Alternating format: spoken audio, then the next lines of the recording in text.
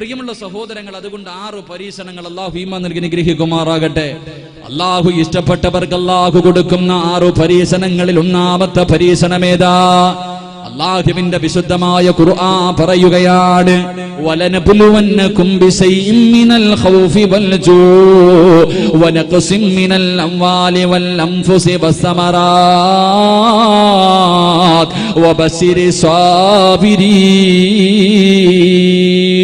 അല്ലാഹുവിന്റെ വിശുദ്ധമായ ഖുർആൻ പറഞ്ഞു തരികയാ, എന്റെ പ്രിയമുള്ളവരെ, അല്ലാഹു ഇഷ്ടപ്പെട്ട അടിമയ്ക്ക് അല്ലാഹു കൊടുക്കുന്ന 6 പരീക്ഷണങ്ങളിൽ ഒന്നാമത്തെ പരീക്ഷണം ഏതെന്നറിയുമോ? വൽ ഖൗഫ്. അല്ലാഹു ഭയം കൊടുത്തു പരീക്ഷിക്കുകയാണ്. അല്ലാഹു ഭയം കൊടുത്തു പരീക്ഷിക്കുകയാ. അവന് ജീവിക്കാൻ തന്നെ പേടിയാണ്. ശത്രുക്കൾ മുഴുവനും ഒറ്റക്കെട്ടാവുകയാണ്. ജീവിക്കാൻ തന്നെ പേടിയാണ്. എന്റെ പ്രിയമുള്ളവരെ, ലോകത്ത് ഏറ്റവും കൂടുതൽ പേടിച്ച് ജീവിച്ചതാരെന്നറിയുമോ? അല്ലാഹുവിന്റെ പ്രവാചകന് 13 വർഷക്കാലം അല്ലാഹുവിന്റെ റസൂൽ ഒരൊറ്റ രാത്രി പോലും സമാധാനമായി ഉറങ്ങിയിട്ടില്ല. 13 വർഷക്കാലം ലോകത്തിന്റെ നേതാവ് ശത്രുക്കളെ പേടിച്ചാ ജീവിച്ചത്. എന്റെ പ്രിയമുള്ളവരെ, എങ്ങനെ പേടിക്കാതിരിക്കും? അല്ലാഹുവിന്റെ പ്രവാചകന്റെ സഹാബാക്കളെ വല്ലാത്ത പീഡനങ്ങളായിരുന്നല്ലോ. ഒരു ദിവസം അല്ലാഹുവിന്റെ റസൂൽ മരുഭൂമിയിലൂടെ നടന്നു പോകുമ്പോ മഹാനായ സയ്യിദുനാ ബിലാൽ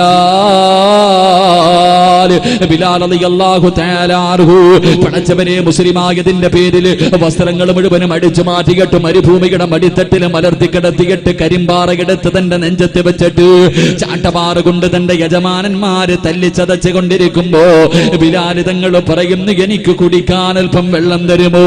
എന്റെ തൊണ്ട പൊട്ടുകയാണ്.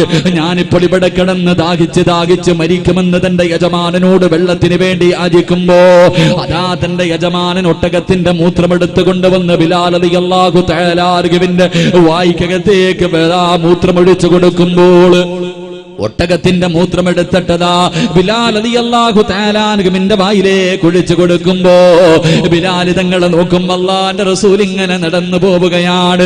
ബിലാൽ വിളിക്കുന്നു, യാ റസൂലല്ലാഹ്,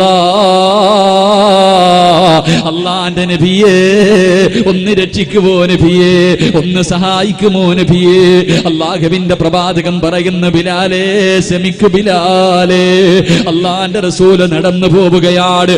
എന്റെ പ്രിയമുള്ളവരെ, സഹാബത്തിന്റെ ജീവിതം എങ്ങനെയായിരുന്നു? അല്ലാഹുവിന്റെ റസൂലിന്റെ അവസ്ഥ എന്ത്? മക്കയിൽ നിന്ന് മദീനയിലേക്ക് ഹിജ്റ പോകുന്ന രാത്രിയുണ്ടല്ലോ, അല്ലാഹുവിന്റെ പ്രവാചകന്റെ വീട് മുഴുവനും ശത്രുക്കൾ വളഞ്ഞിട്ടിരിക്കുകയാ.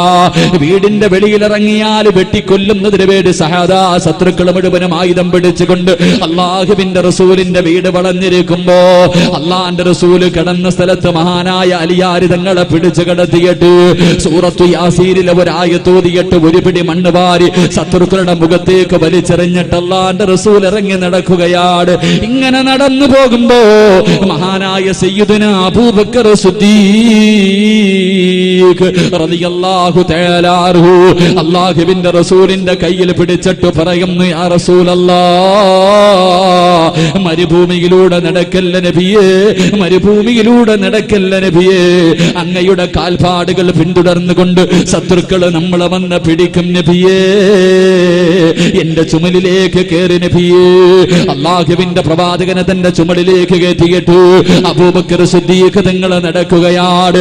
അല്ലാഹുവേ, തോളിൽ വെച്ചുകൊണ്ട് കുറച്ച് മുന്നോട്ട് നടക്കുക, പിന്നെ തിരിച്ചു വന്ന് പാടുകൾ മുഴുവനും മായിച്ചു കളയുകയാ.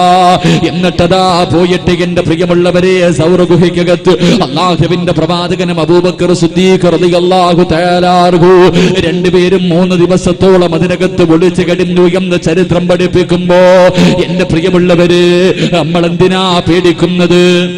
അല്ലാഹു ഇഷ്ടപ്പെട്ടവർക്ക് അല്ലാഹു ഭയം കൊടുക്കുകയാണ്. നമ്മുടെ രാജ്യമാര് ഭരിക്കട്ടെ, നമ്മുടെ രാജ്യമാര് ഭരിക്കട്ടെ, ശത്രുക്കൾ മുഴുവനും ഒറ്റക്കെട്ടാകട്ടെ. നമ്മൾ ആരെയാ പേടിക്കേണ്ടത്? ഞാനും നിങ്ങളും ആരെയാ പേടിക്കേണ്ടത്? നമ്മളൊക്കെ മരിക്കാൻ പേടിയില്ലാത്തവരല്ലേ? എന്റെ പ്രിയമുള്ളവരെ, ലോകത്ത് ഒരേ ഒരു മനുഷ്യൻ മാത്രമേ റബ്ബേ എനിക്ക് നല്ല മരണം തരണേ എന്ന് ദുആ ചെയ്യാറുള്ളൂ. അത് നമ്മളാ ചെറുപ്പക്കാരാ, അത് നമ്മളാ സഹോദരങ്ങള്. പാങ്കും വിളിച്ചു ഇഖാമത്തും കൊടുത്തു. എപ്പോഴാണ് പള്ളിക്കകത്ത് വെള്ള തുണിയിൽ കൊണ്ട് കിടത്തുന്നത്, ഇമാമ് കയറി എപ്പോഴാണ് കൈകെട്ടുന്നതെന്ന് ചിന്തിച്ച് നടക്കുന്നവരാ. നിനക്കും നിങ്ങൾക്കും മരിക്കാൻ പേടിയില്ലല്ലോ. നടറോഡിൽ കിടന്ന് വെട്ടുകൊണ്ട് മരിച്ചാല്, തുണ്ടം തുണ്ടമായി നടറോഡിനകത്തിട്ട് വെട്ടിയാലും പള്ളിക്കകത്തിട്ട് വെട്ടിയാലും ആ വെട്ടുന്നവന്റെ മുഖത്ത് നോക്കിയിട്ട് പുഞ്ചിരിച്ചുകൊണ്ട് ലാ ഇലാഹ ഇല്ലല്ലാഹ് എന്നുറക്കെ പറഞ്ഞ് മരിക്കാൻ കാത്തിരിക്കുന്നവരാ. അതുകൊണ്ട് എന്റെ പ്രിയമുള്ളവരെ, നമ്മളാരും ഭയപ്പെടണ്ട, നമ്മളാരെയും പേടിക്കണ്ട. നമ്മളെ എന്തിനാണ് റബ്ബിനെ മാത്രം പേടിച്ച് ജീവിക്കു ചെറുപ്പക്കാരാ. അതുകൊണ്ട് എന്റെ പ്രിയമുള്ളവരോട് പറയുകയാണ്, അള്ളാഹു ഇഷ്ടപ്പെട്ടവർക്കേ അള്ളാഹു പേടി കൊടുക്കൂ. ശത്രുക്കൾ മുഴുവനും ഒറ്റക്കെട്ടാവ്. നിനക്കെതിരെ നാട്ടുകാർ മുഴുവനും തിരിയും, മഹല്ല് മുഴുവനും തിരിയും, കുടുംബക്കാര് മുഴുവനും തിരിയും, ഈ പ്രപഞ്ചം മുഴുവനും നിനക്കെതിരെ തിരിഞ്ഞാലും നീ പേടിക്കണ്ട. അള്ളാഹ് ഇഷ്ടം കൂടിയത് കൊണ്ടാ പടച്ചവൻ നിനക്ക് പേടി തരുന്നത്. അതുകൊണ്ട് എന്റെ പ്രിയമുള്ളവരോട് പറയുകയാ, അള്ളാഹു ഇഷ്ടപ്പെട്ട അടിമയ്ക്ക് അള്ളാഹു കൊടുക്കുന്ന ഒന്നാമത്തെ പരീക്ഷണം ഏതെന്നറിയുമോ? അള്ളാഹു കൊടുക്കുന്ന ഒന്നാമത്തെ പരീക്ഷണം വൽ ഖൗഫ്. അള്ളാഹു ജീവിക്കാൻ അവന് പേടി കൊടുക്കുകയാ. അവന് പേടിച്ച് പേടിച്ച് പേടിച്ച് പേടിച്ച് ഇങ്ങനെ ജീവിക്കുകയാണ്. രണ്ടാമത്തെ പരീക്ഷണമേത്? വൽ ജൂ. അള്ളാഹു പട്ടിണി കൊടുക്കുകയാ. അള്ളാഹു വിശപ്പ് കൊടുത്ത് പരീക്ഷിക്കും. എന്റെ പ്രിയമുള്ളവരെ, പട്ടിണി എന്ന് പറഞ്ഞാൽ എന്താ? എനിക്കും നിങ്ങൾക്കും പട്ടിണി എന്ന് പറയാനല്ലേ അറിയൂ. യഥാർത്ഥത്തിൽ പട്ടിണി എന്താണ്? എന്റെ പ്രിയമുള്ളവരെ, ലോകത്ത് ഏറ്റവും കൂടുതൽ പട്ടിണി കിടന്നത് മഹാനായ നബി മുഹമ്മദ് മുസ്തഫ സല്ലല്ലാഹു അലൈഹി വസല്ലമ തങ്ങളല്ലേ. അള്ളാഹുവിന്റെ പ്രവാചകൻ സല്ലല്ലാഹു അലൈഹി വസല്ലമ തങ്ങളും തന്റെ അനുചരന്മാർ 3 വർഷമല്ലേ പട്ടിണി കിടന്നത്. ഒരു ദിവസത്തിൽ ഒരു നേരം പട്ടിണി കിടക്കാൻ മനസ്സില്ലാത്തവര്, അള്ളാഹുവിന്റെ പ്രവാചകനും തന്റെ അനുചരന്മാരും തന്റെ കുടുംബക്കാര് 1 വർഷമല്ല, 2 വർഷമല്ല, 3 കൊല്ലമല്ലേ പട്ടിണി കിടന്നത്. വിശന്നിട്ട് വിശപ്പ് സഹിക്കാൻ കഴിയാതെ അവര് പച്ചില പറിച്ചു തിന്നല്ലോ. നമ്മുടെ വീട്ടിൽ വളർത്തുന്ന ആടുണ്ട് കാസിക്കുന്നത് പോലെ, മൃഗങ്ങള് കാസിക്കുന്നത് പോലെ അള്ളാന്റെ റസൂലും സഹാബത്തും കാസിക്കുകയാണ്. പച്ചിലയാണ് അവർ പറിച്ചു തിന്നത്. ഇലയുടെ മുകളിലൂടെ നടന്നുപോയ പുഴുക്കളെ പോലും അള്ളാഹുവിന്റെ പ്രവാചകന്റെ സഹാബത്തെടുത്ത് കടിച്ചു എന്ന് ചരിത്രം പഠിപ്പിക്കുമ്പോ, എന്റെ പ്രിയമുള്ള സഹോദരങ്ങളെ, ലോകത്ത് ഏറ്റവും കൂടുതൽ പട്ടിണി കിടന്നതാരാ? അള്ളാഹുവിന്റെ പ്രവാചകൻ. ഇതൊക്കെ ഇസ്ലാമിന്റെ തുടക്കത്തിലാണെങ്കിൽ ലോകത്തിന്റെ നേതാവ് വഫാത്താകുന്നതിന്റെ തലേ ദിവസമുണ്ടല്ലോ, റബീഉൽ അവ്വൽ 11ാമത്തെ ദിവസമുണ്ടല്ലോ, അള്ളാന്റെ റസൂലിന്റെ വീടിനകത്ത് വൈകുന്നേര സമയമായി വിളക്ക് കത്തിക്കുന്നില്ല. അള്ളാന്റെ റസൂലിന്റെ വീടിനകത്ത് വിളക്ക് കത്തിക്കുന്നില്ല. അള്ളാന്റെ റസൂൽ രോഗം പിടിച്ച് കിടക്കുകയാണ്. അവിടെ നിന്ന് ചോദിക്കുന്നു, ആയിഷ എന്തേ വിളക്ക് കത്തിക്കാത്തത്? ആയിഷ ബീവി മാറി നിന്ന് കരയുകയാണ്. വീടിന്റെ മറു സൈഡിൽ നിന്ന് കരയുകയാണ്. അള്ളാന്റെ റസൂൽ എന്തേ വിളക്ക് കത്തിക്കാത്തതെന്ന് ചോദിക്കുമ്പോ ആയിഷ ബീവി കരയുന്നത് എന്തിനെന്നറിയുമോ? അള്ളാന്റെ റസൂലിന്റെ വീടിനകത്ത് വിളക്കിനകത്തൊഴിക്കാനുള്ള എണ്ണയില്ല. അള്ളാന്റെ റസൂല് വഫാത്താകുന്നതിന്റെ തലേ ദിവസം നടന്ന സംഭവമാണ്. ആയിഷ ബീവി മാറി നിന്ന് കരയുകയാണ്. എണ്ണയില്ലെന്ന് റസൂലുള്ളയോട് പറഞ്ഞാല് പ്രവാചകന്റെ മനസ്സ് വേദനിക്കുമെന്ന് കരുതിയിട്ട് ആയിഷ ബീവി മാറി നിൽക്കുകയാണ്. കുറെ സമയം കഴിഞ്ഞു. അള്ളാന്റെ റസൂലിന്റെ വീടിനകത്ത് വല്ലാത്ത ഇരുള് വന്നു. അവിടെന്ന് ചോദിച്ചു, ആയിഷ എന്തേ വിളക്ക് കത്തിക്കാത്തത്? പൊട്ടിക്കരഞ്ഞുകൊണ്ട് പറയുന്നു, യാ റസൂലല്ലാഹ്, അള്ളാന്റെ നബിയേ, എണ്ണയില്ല നബിയേ, ഈ വീടിനകത്ത് വിളക്കിലൊടിക്കാനുള്ള എണ്ണയില്ല നബിയേ. അള്ളാന്റെ റസൂല് പറയുന്നു, അൽഹംദുലില്ലാഹ്, പടച്ചവനെ സ്തുതിക്കുകയാ. എന്റെ പ്രിയമുള്ളവരെ, പ്രവാചകന്റെ കുടുംബത്തിന്റെ അവസ്ഥ ഇതായിരുന്നു. ഒരു ദിവസം വിശക്കുന്ന വയറോട് അള്ളാന്റെ റസൂല് വീട്ടിൽ കയറി വന്നിട്ട് ചോദിക്കുന്നു, ആയിഷ എനിക്ക് വിശക്കുന്നു ആയിഷ, എന്തെങ്കിലും ഒന്ന് തിന്നാൻ തരുവോ ആയിഷ? അല്ലാഹുവിന്റെ പ്രവാചകൻ അങ്ങനെ ഭക്ഷണം ചോദിക്കാറില്ല. ആയിഷ ബീവി നിന്ന് കരയുകയാണ്. തന്റെ ഭർത്താവ് വിശന്ന വയറോടെ വീട്ടിൽ വന്ന് ഭക്ഷണം ചോദിച്ചിട്ട് കൊടുക്കാറില്ലല്ലോ. അള്ളാന്റെ റസൂലിന് കാര്യം മനസ്സിലായി. വീടിനകത്ത് ഭക്ഷണമില്ലെന്ന് മനസ്സിലായി. അള്ളാന്റെ റസൂല് പറഞ്ഞ് ഇത്തിരി കുടിക്കാനെങ്കിലും ഇത്തിരി വെള്ളം തരുവോ ആയിഷ, എനിക്കൽപ്പം കുടിക്കാനെങ്കിലും ഇത്തിരി വെള്ളം തരുവോ.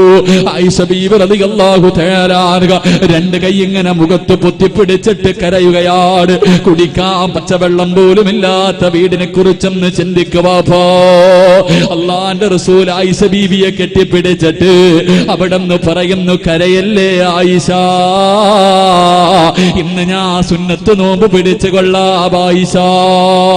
എന്റെ പ്രിയമുള്ളവരെ, പട്ടിണി എന്ന് പറഞ്ഞാലിതാ അള്ളാഹുവിന്റെ പ്രവാചകനും തന്റെ അനുചരന്മാര് വയറ്റത്ത് കല്ല് വെച്ച് കെട്ടിയിട്ട് നടന്നു പോയെന്ന് ഉസ്താദന്മാര് പറയുമ്പോ ഇന്നത്തെ യുവതലമുറ ചോദിക്കും, ഉസ്താദ് കല്ല് വെച്ച് കെട്ടിയാ വിശപ്പ് മാറുവോ?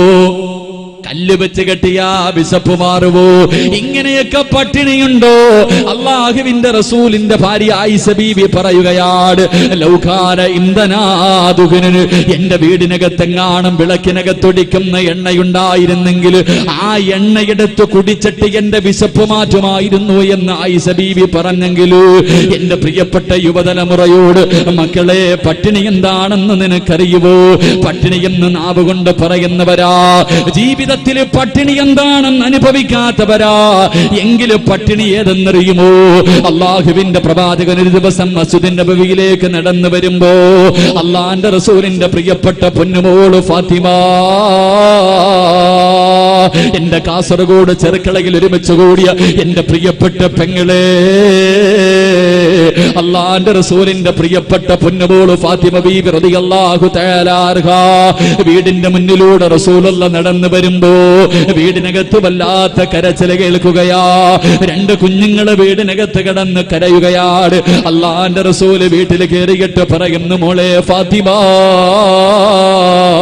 മക്കള് കിടന്ന് കരയുന്നു മോളെ, മക്കൾക്ക് പാല് കൊടുക്കു ഫാത്തിമ. അള്ളാഹുവിന്റെ പ്രവാചകന് പള്ളിയിലേക്ക് കടന്നു ചെന്നു. സഹാബത്തിന്റെ മുന്നിലിരുന്ന് പ്രസംഗിക്കുകയാണ്. പക്ഷേ ഫാത്തിമ ബീവിയുടെ വീടിനകത്ത് വല്ലാത്ത കരച്ചിലാണ്. റസൂലുള്ള വീണ്ടും വിളിച്ചു പറഞ്ഞു, ഫാത്തിമ പാല് കൊടുക്കു പൊന്നുമോളെ. പിന്നെയും അള്ളാന്റെ റസൂല് പ്രസംഗിച്ച് മൂന്നാമതും കരച്ചലിന്റെ ശബ്ദം കേൾക്കുകയാ. അള്ളാന്റെ റസൂല് പിന്നെയും വിളിച്ചു പറഞ്ഞു, പാല് കൊടുക്കു ഫാത്തിമ. നാലാമതും കരച്ചലിന്റെ ശബ്ദം കേൾക്കുമ്പോ അള്ളാന്റെ റസൂല് പള്ളിക്കകത്ത് നിന്നിറങ്ങുകയാണ്. റസൂൽ വല്ലാതെ ദേഷ്യം വന്നു. അള്ളാന്റെ റസൂലിന് വല്ലാതെ ദേഷ്യം വന്നു. വീട്ടിലേക്ക് കടന്നു ചെന്നു. എന്നിട്ട് അള്ളാന്റെ റസൂല് ചോദിക്കുന്നു, ഫാത്തിമ, ഇത്ര കരുണയില്ലാതെ പോയോ ഫാത്തിമ? ഇത്ര കരുണയില്ലാതെ പോയോ ഫാത്തിമ? നിന്റെ സ്വന്തം മക്കള് വിശന്ന് കിടന്ന് കരയുമ്പോ അവർക്കൊന്ന് പാല് കൊടുക്കാൻ പോലും നിനക്ക് മനസ്സില്ലേ ഫാത്തിമ? വഴക്ക് പറഞ്ഞപ്പോ, അള്ളാന്റെ റസൂല് വഴക്ക് പറഞ്ഞപ്പോ ഫാത്തിമ ബീവി റളിയല്ലാഹു തആല അൻഹ പൊട്ടിക്കരയുകയാണ്. രണ്ട് കൈയുമെടുത്ത് മുഖത്ത് പൊത്തിപ്പിടിച്ചിട്ട് അള്ളാന്റെ റസൂലിന്റെ പൊന്നുമോള് സ്വർഗത്തിന്റെ റാണിയിലെന്ന് കരയുന്നത് കണ്ടപ്പോ കാരുണ്യത്തിന്റെ പ്രവാചകര് സഹിക്കാൻ കഴിഞ്ഞില്ല.